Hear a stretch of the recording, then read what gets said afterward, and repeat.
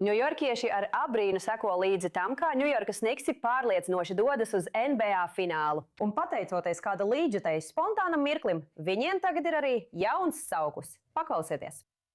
Mans mēs, musulmanis, mani beigeli, ebreju, mana kristīgā Ņujorka!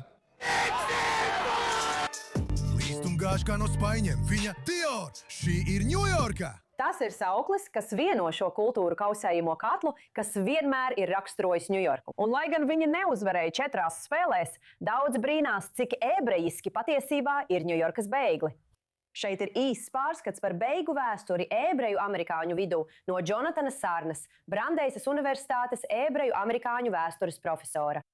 Tātad beigli radās Austrumeiropā.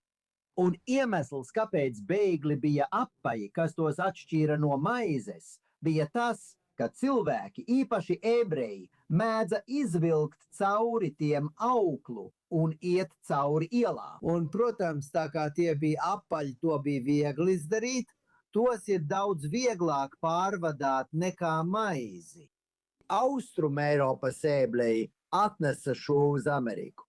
Sākotnē beigeli patiesībā bija vairāk līdzīgi kliņģeriem. Tie bija mazi. Tie vairāk bija uzskodu, nevis liela ēdiena kategorijā. Bet ar laiku Amerikā lietas kaut kā tika pārspīlētas.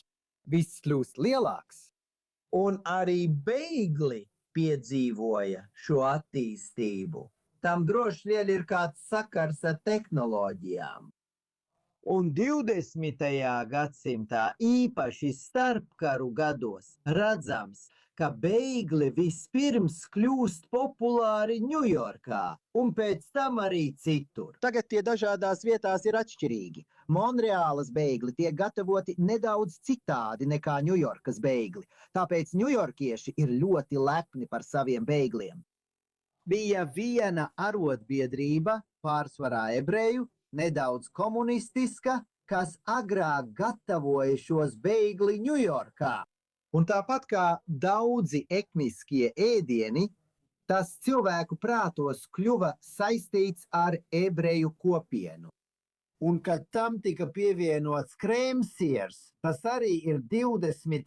gadsimta izgudrojums no ebreju uzņēmuma. Un tad laša fileja, kas arī bija iecienīta ebreju vidū. Tātad jums bija vesela maltīte, beigli, laša fileja un krēmsiers, ko ebreji iztēlojās, ka tas aizsākas senāk. 1000 gadus pasniegts Simeja kalnā, bet patiesībā pat Austrumeiropā tas nav zināms. Beigli, laša fileja un krēmsiers ir zināmi Amerikā.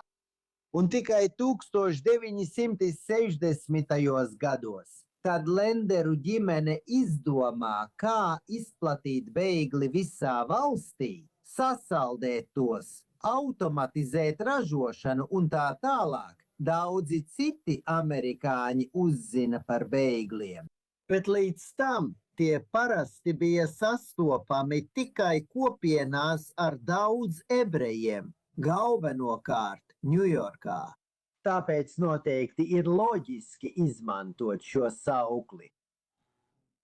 Tas saista etnisko ēdienu, ar kuru Ņujorkas ebreju kopiena lepojas, ar citiem elementiem, kas atšķir Ņujorku no citām vietām, tostarp ar Knicks komandu.